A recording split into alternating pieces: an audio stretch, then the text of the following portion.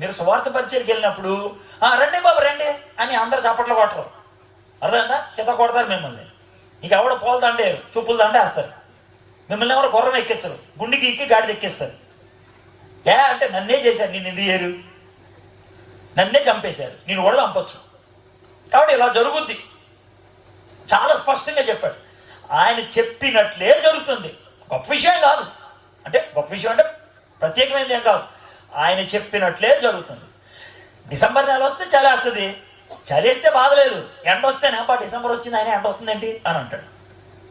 డిసెంబర్లో చెమట పడతామేంట్రా అంటాడు ఎవడైనా సరే.